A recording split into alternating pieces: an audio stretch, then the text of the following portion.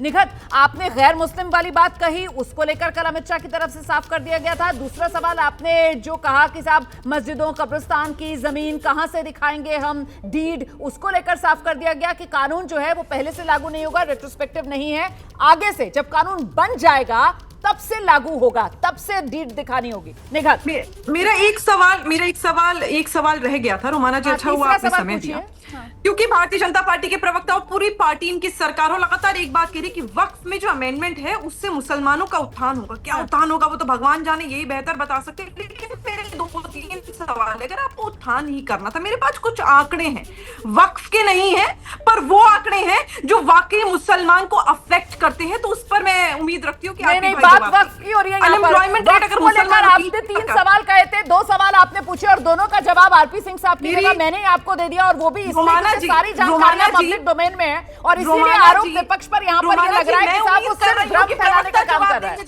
आप उत्थान के लेकर सवाल पूछ रही है ना, मैं पूछ लेती हूँ आरपी सिंह साहब से। आरपी सिंह जी वो ये कह रही है कि इस कानून से मुसलमानों का भला कैसे होगा, भला कैसे होगा मुसलमानों का? आरपी सिंह साहब नहीं, मुझे बताइए उत्थान कैसे होगा, क्योंकि मैं बता रही हूँ ना कि अनएम्प्लॉयमेंट रेट लगातार बढ़ता जा रहा है। मैं जवाब ले रही हूँ ना, आप ही के सवाल का जवाब ले रही हूँ। भाई सुनिए तो, आप ही के सवाल का जवाब ले रही हूँ। सुनिए, निखत अब्बास की आवाज थोड़ी कम कीजिए, क्योंकि वो मुद्दे को भटका रही हैं।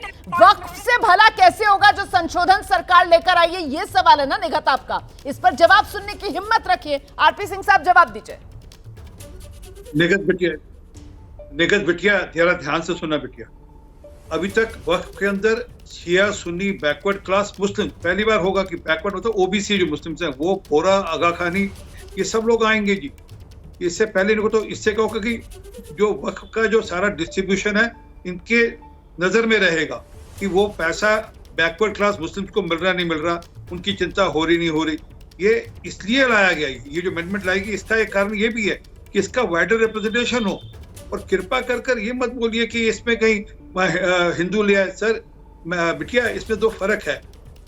जो आप कह रहे हैं वो मंदिर ट्रस्ट हैं, ये हाई कोर्ट का, कलकत्ता हाई कोर्ट का ऑर्डर जिसको सुप्रीम कोर्ट ने रेटिफाई किया, बड़ा स्पष्टता से कहा ये प्रॉपर्टी मैनेजमेंट का इशू है, मंदिर ट्रस्ट नहीं है।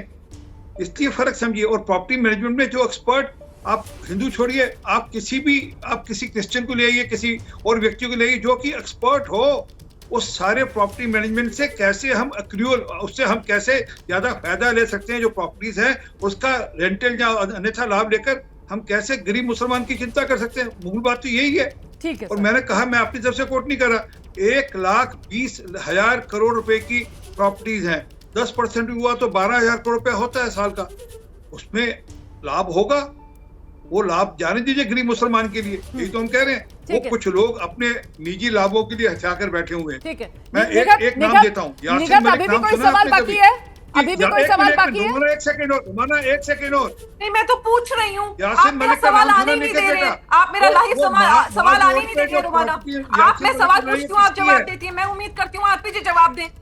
सवाल सुनने की हिम्मत भारतीय जनता पार्टी के प्रवक्ताओं में तो है नहीं, मुझे मालूम है, लेकिन यहाँ एंकर भी नहीं सुनेंगे तो कैसे चलेगा, मुझे बताइए।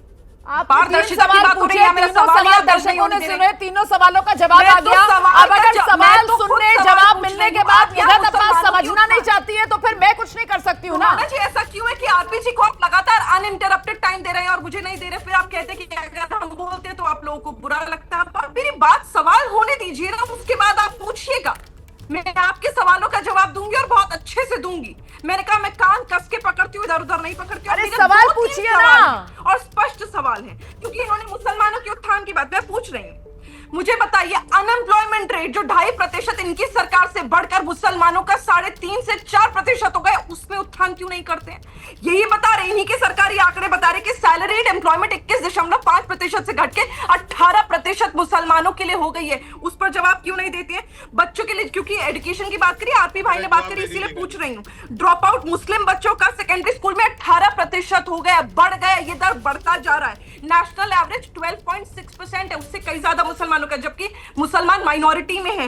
उसके बाद स्टेट वाइज उत्तर प्रदेश में 36%, जम्मू कश्मीर में 26%, महाराष्ट्र में 8.5%, तमिलनाडु में 8.1%। ये अनएम्प्लॉयमेंट रेट है, ड्रॉप आउट रेट है, जो लगातार ड्रॉप आउट रेट बच्चों का बढ़ता जा रहा है, अनएम्प्लॉयमेंट रेट बढ़ता जा रहा है। तो मुसलमानों का ना जॉब दे रहे हैं, ना पढ़ाई दे रहे हैं, लेकिन को हथियानी है? जवाब मैं तो आंकड़ों के साथ बात करती हूं। जवाब लेते मैं ना इधर देखती हूं ना उधर देखती हूं, उस पर जवाब दे। बच्चों के सेकेंडरी एजुकेशन ये जो वक्फ संशोधन बिल और मुसलमानों की हित के लिए सरकार लेकर आ रही है, वो कह रही है कि इस पर भरोसा कैसे रखें, इस पर भरोसा कैसे करें, क्योंकि वो आंकड़े बता रही है जिसमें रोजगार से लेकर शिक्षा तक मुसलमान पिछड़ रहे हैं आपके राज्य में। इस पर जवाब दीजिए। मैं जवाब दे। पहली बात तो ये ध्यान में रहे कि ये जो वक्फ बोर्ड की जो कमेटीज हैं वो राज्य स्तर की कमेटीज होती है, वह मैनेजमेंट करती है, ना कि सेंट्रल गवर्नमेंट करती है। एक दूसरा बात जो मैंने अभी कहा ना 12,000 करोड़ रुपए की बात हो रही है, मुझे नहीं ये स्ट्रक्चर कमेटी के हिसाब से है, अगर ये है तो उसका लाभ तो आप रोजगार अर्जित करिए ना, कौन रोक रहा है आपको। और आपकी जानकारी के लिए जो भारत सरकार की स्कीम्स हैं उसमें मुसलमानों की आबादी लगभग 14 से 15% होगी, और जो बेनिफिशियरीज हैं वो 30 से 36% तक हैं। मुद्रा योजना लोन के अंदर जो बहनें जिसमें लाभ मिलती हैं, वो जो देश भर में जितने भी जाए हैं उसमें 30 से 36% लाभ वो मुसलमानों को गया है उसका।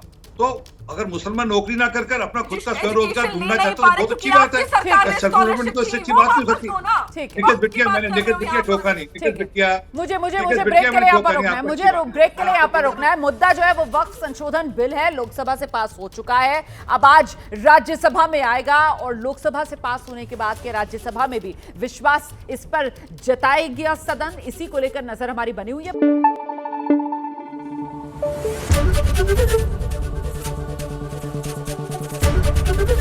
एबीपी न्यूज आपको रखे आगे।